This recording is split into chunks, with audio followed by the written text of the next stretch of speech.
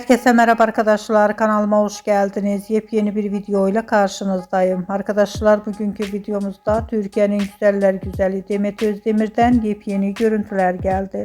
Güzel oyuncumuzun yepyeni rengarenk görüntülerini sizler için YouTube kanalımda video halinde sunuyorum. Umarım beğenirsiniz. Arkadaşlar, videomu beğendiyseniz kanalımı izlemeyi ve bildirim butonuna basmayı unutmayın. Şimdilik benden bu kadar olsun. Yeni videomuzda görüşmek üzere. Hoşça kalın.